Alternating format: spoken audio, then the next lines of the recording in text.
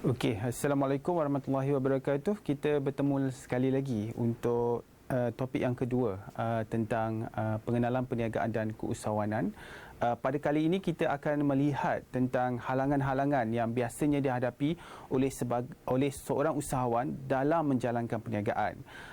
Seperti yang saya katakan dalam topik yang pertama tadi, bahawa apabila anda ingin menceburi diri sebagai seorang usahawan, tentunya yang kita bayangkan adalah perkara yang indah-indah. Okey, seorang usahawan itu hidupnya terkenal, berjaya, dikagumi, mempunyai banyak kekayaan, mempunyai empayar perniagaan. Okey, itu yang dibayangkan oleh banyak orang, yang juga sebenarnya menjadi satu tarikan mengapa seseorang itu ingin menjadi usahawan, ingin memulakan perniagaan.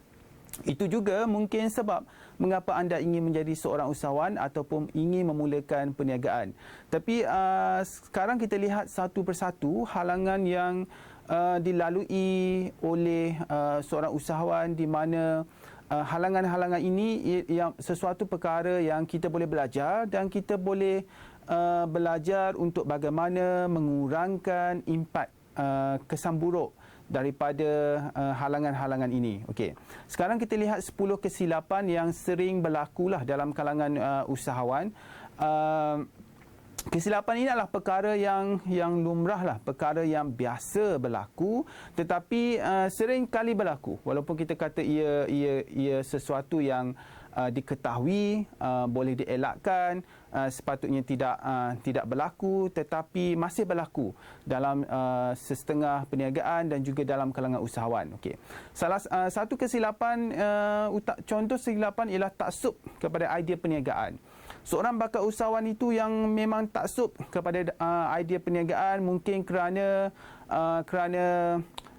telah mengikuti, telah melihat seorang ikon usahawan yang beliau kagumi, menjadikan beliau taksub kepada suatu idea perniagaan. Walaupun perkara ini kalau dilihat dari sudut positif, ianya sesuatu perkara yang baik, kerana ia boleh menjadikan seorang usahawan itu bermati-matian atau bekerja keras untuk merealisasikan idea perniagaannya. Tapi dari sudut yang lain pula, kerana terlalu taksub ini, seseorang itu, bakal usahawan itu tidak akan menghadkan pemikiran dan pandangannya, suka menerima idea-idea baru, idea-idea yang daripada orang lain yang boleh menghalang daripada ideanya untuk berkembang. Oleh itu, sebagai seorang usahawan, anda tidak boleh terlalu taksub dengan idea perniagaan masing-masing. Sebaliknya anda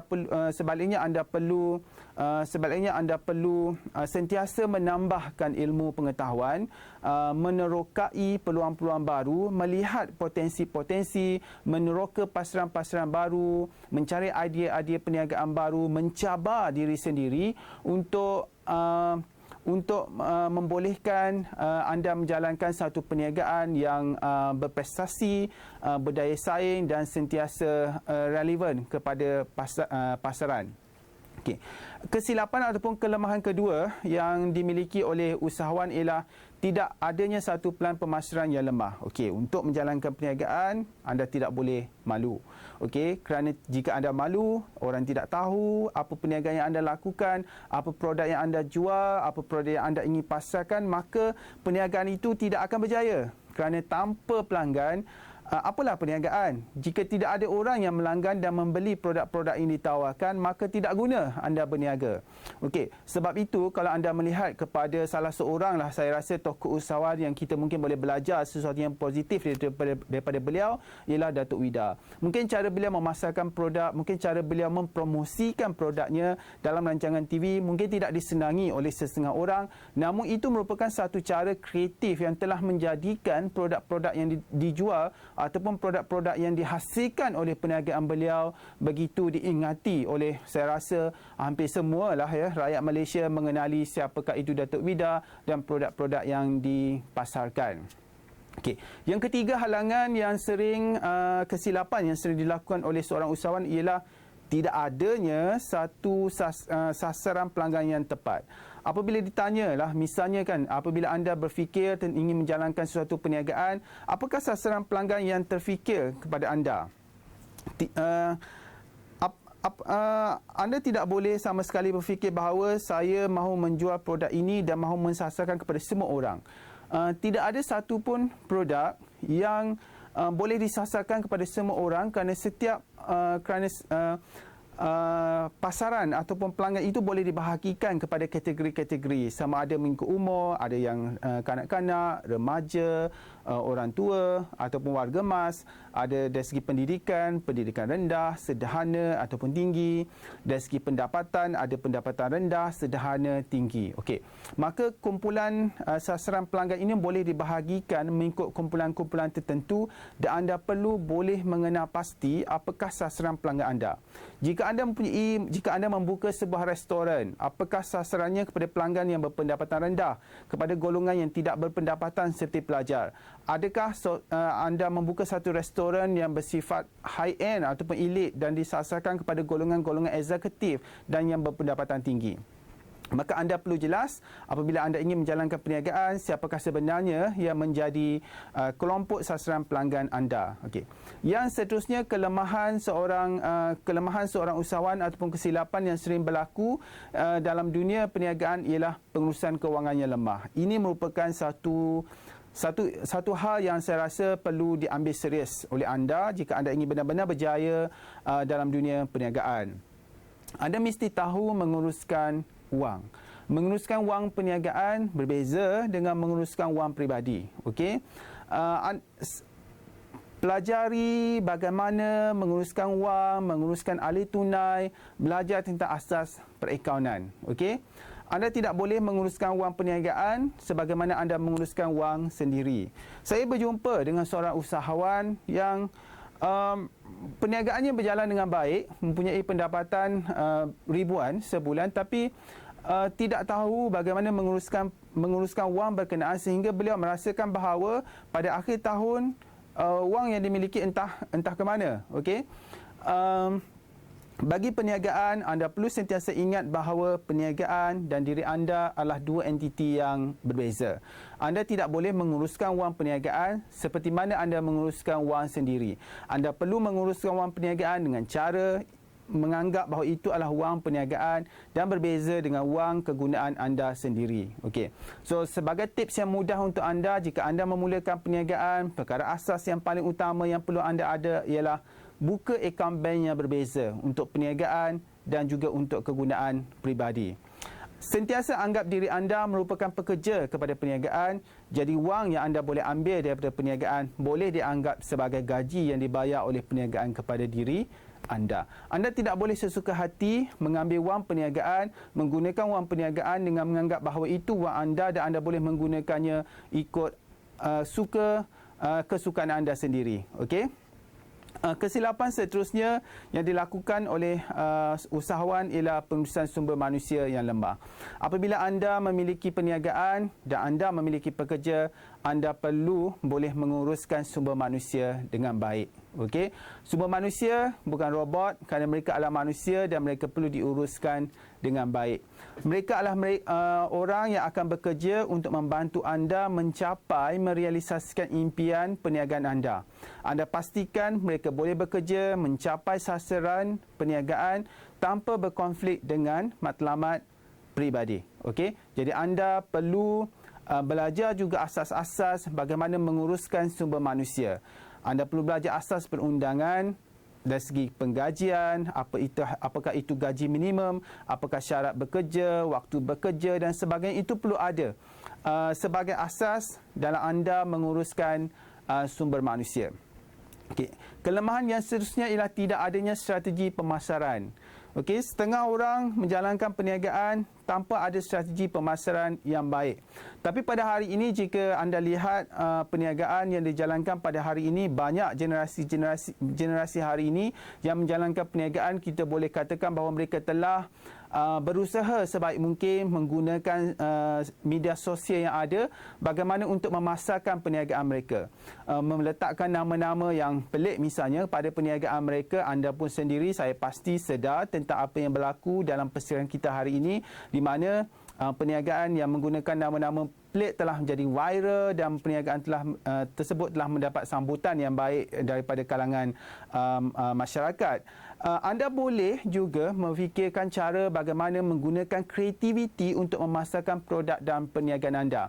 Hari ini saluran pemasaran hari ini saya rasa sangat meluas. Tidak memerlukan kos yang besar. Anda boleh memanfaatkan media sosial, teknologi internet dan sebagainya, okey, untuk membolehkan perniagaan anda diketahui oleh orang lain. Pada hari ini anda tidak boleh lagi berfikir untuk mengiklankan produk anda dengan menggunakan flyers, dengan menggunakan banner, dengan menggunakan iklan radio. Itu alternatif pilihan yang boleh dilakukan, tapi gunakan kreativiti anda untuk melakukan strategi pemasaran yang lebih jauh daripada itu, yang tidak memerlukan anda melabur dan menggunakan kos yang beribu-ribu ringgit, tapi menggunakan kos yang murah. Dalam majalah Dewan Ekonomi keluaran April, saya ada menulis tentang strategi pemasaran gerila, iaitu bagaimana anda boleh menggunakan strategi pemasaran gerila untuk membolehkan produk anda diingati dan seterusnya memasarkan produk anda. Kelemahan seterusnya bagi seorang usahawan ialah tidak adanya rangkaian. Sebagai seorang usahawan, anda perlu ingat bahawa anda tidak bekerja dalam silos, okey? Anda tidak boleh mencapai impian anda untuk mencapai matlamat perniagaan jika anda bekerja sendirian. Rangkaian adalah elemen yang sangat penting. Daripada rangkaian inilah anda akan mendapat pelanggan. Daripada rangkaian inilah anda akan mendapat pembekal. Justru binalah rangkaian, jangan sentiasa melihat perniagaan-perniagaan lain sebagai persaingan yang negatif. Sebaliknya lihatlah peniaga-peniaga lain dan usahawan lain sebagai rangkaian perniagaan kepada anda yang boleh saling memberi manfaat untuk membina empayar perniagaan yang lebih besar. Sertai kelab-kelab keusahawanan, sertai persatuan-persatuan keusahawanan dan jangan melihat perniagaan lain sebagai sentiasa sesuatu yang negatif yang akan bersaing, mengaut keuntungan anda, mengambil rezeki anda dan sebagainya. Sentiasa melihat mereka di sekeliling anda sebagai satu bentuk rakyat yang anda boleh menyumbang kepada mereka dan mereka juga boleh menyumbang kepada anda. Okey.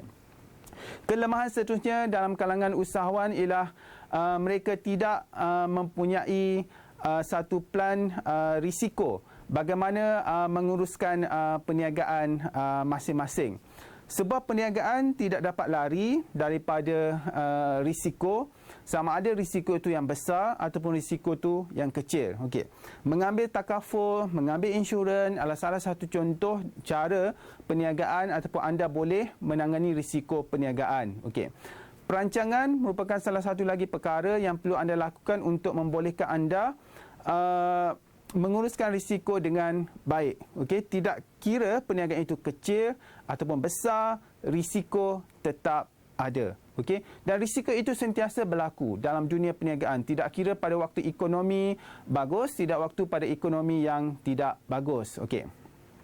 Akhir sekali, sebagai seorang usahawan, anda memerlukan seorang mentor. Anda juga memerlukan seorang mentor dan daripada mentor inilah anda belajar tentang ilmu-ilmu keusahawanan. Apabila saya sebutkan seorang mentor ialah seorang yang boleh memberikan anda idea, gagasan, panduan bagaimana anda boleh melangkah lebih maju dalam perniagaan masing-masing. Jika anda rasakan berhadapan dengan masalah ataupun kekangan untuk mengikuti sesi-sesi keusahawanan bersama mentor-mentor yang telah ternama yang menyebabkan anda perlu membayar yuran yang mahal, banyak sebenarnya peluang-peluang seminar keusahawanan yang dianjurkan oleh agensi-agensi kerajaan yang sebenarnya anda boleh hadir secara percuma ataupun mengenakan kepada anda kadar yuran yang sangat rendah. Okey, di sini saya ingin tunjukkan contoh kepada anda bagaimana jadual yang anda boleh isi untuk menentukan apakah perniagaan ataupun produk yang boleh anda ceburi. Okey. Di sebelah kiri ialah produk yang ingin anda niagakan mengikut kedudukan ranking. Setiap orang termasuk anda pasti ada idea perniagaan yang ini anda niagakan. Misalnya pakaian, makanan, produk kesihatan dan sebagainya. Okey. So anda senaraikan daripada 1 hingga 6 di sebelah kiri. Okey. Di sebelah kanan ialah produk yang sedang laris di pasaran atau sedang trending. So anda tulis satu persatu. Misalnya, apa produk yang sedang laris? Produk kecantikan, pakaian, fashion, makanan dan sebagainya. Okey. Dan jika ia berada dalam kedua-dua senarai, misalnya termasuk berada di senarai di sebelah kiri dan berada dalam senarai di sebelah kanan, itu menunjukkan bahawa produk tersebut merupakan produk yang sesuai untuk anda ceburi. Jika ianya sesuai, jika dari sudut produk yang ingin anda niagakan nombor 1 ranking, dan jika dari segi produk yang sedang laris di pasaran ianya juga nombor 1, maka anda sedang mempunyai potensi yang besar untuk meluncurkan perniagaan anda. Okey, walau bagaimanapun jika ia ingin anda niagakan itu nombor 1 tapi sedang laris di pasaran nombor 3, ia masih merupakan satu idea perniagaan yang boleh diterokai. Okey. Kemudian, apabila anda telah kenal pasti produk yang anda ingin niagakan tadi, kerana ianya merupakan produk yang ingin anda niagakan dan selari dengan trend yang ada di pasaran, anda boleh pula mengisi kotak ini untuk melihat apakah sebenarnya produk yang boleh ditawarkan. Maksudnya di sini, perniagaan yang ingin diceburi dan produk yang ingin ditawarkan mestilah sesuai dengan kemahiran yang anda ada. Jika kemahiran tersebut anda belum kuasai, maka anda perlu mencari kemahiran berkenaan. Misalnya dalam kotak tadi, anda memutuskan perniagaan yang ingin dijalankan ialah perniagaan pakaian. Dan ia menjadi trending sekarang ini, orang membeli pakaian secara atas talian. Maka apakah kemahiran yang anda perlukan? Anda perlukan kemahiran menjahit. Maka anda perlu mencari kemahiran berkenaan. Anda perlu kemahiran asas teknologi maklumat ataupun internet, maka anda perlu mencari kemahiran itu. Penuhkan kotak ini untuk membolehkan anda menjadi seorang usahawan yang berkemahiran dan anda tahu apa perniagaan berkemahiran untuk menjalankan perniagaan terhadap produk yang telah anda pilih. Okey. Itu sahaja untuk rakaman yang kedua ini. Saya harap pada peringkat ini anda telah mendapat gambaran tentang bagaimana anda boleh membuat analisis yang ringkas untuk menentukan apakah produk dan perniagaan yang sesuai untuk anda jalankan. Okey, untuk berbincang lebih lanjut tentang topik ini, anda boleh mengajukan soalan di ruangan portal e-pembelajaran khusus ini. Sekian, terima kasih.